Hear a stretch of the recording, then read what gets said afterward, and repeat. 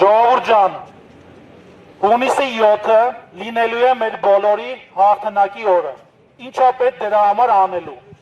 Շատ կարևոր է բոլորի մասնակցությունը։ Ես հասկանում եմ ձեզ, որ դուք հոգնել եք, չեք հավատում քաղաքական տարբեր ուժերին, չեք հավատում ընտրություններին, բայց ձեր չմասնակցությունը,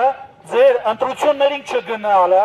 պարզապես լինելու է ջրաղացին ջուր լցնել Նիկոլ Փաշինյանի վերարտադրման։ Ես ձեր բողոքը, ձեր դժգոհությունը լավ հասկանում եմ, ընկալում եմ, բայց փորձեք հունիսի 7-ին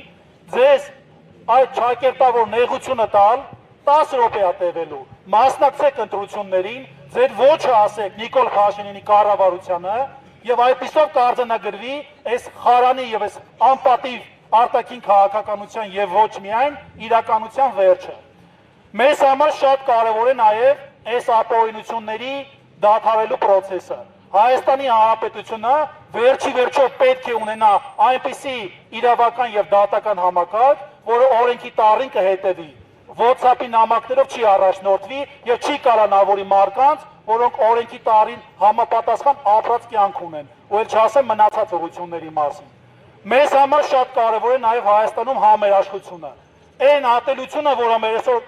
մեր երկրում կա, այն թշնամանքը, հասարակ բան, ընտանիքի անդամները իրար չեն խոսում, չեն շփվում, որովհետև մեկը աջակցում է Նիկոլ Փաշինյանին, մյուսը մեկ այլ քաղաքական ուժին։ Սա անընդունելի է։ Հայ ժողովուրդը այսքան պառակտված չի եղել, հայ ժողովուրդը այսքան թշնամացած չի եղել միմյանց հանդեպ, որքան այս վերջին մի քանի տարում է։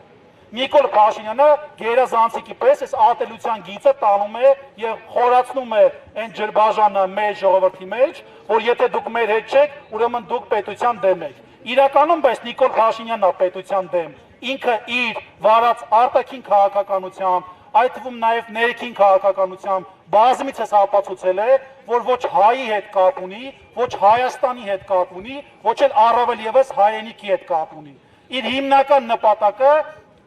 ճնշել, նեղացնել, բանտարկել, ստեղծել այնպիսի իրականություն, որտեղ մենակ ինքն է կոմֆորտի մեջ ապրում։ Այդ աթոռը քաղցր բան չի, այդ աթոռը հայ ժողովրդին ծառայելու աթոռ է, ոչ թե նստես աթոռին ու ոնց ուզես սակարկես մեր պետականությունը ու անկախությունը։ Այսօր մեր ազգային արժեքները եւ առհասարակ ինչը կապված է հայի նկարագրականի հետ։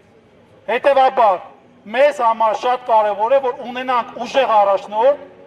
զեղչվի թույլ կարգավիճակը,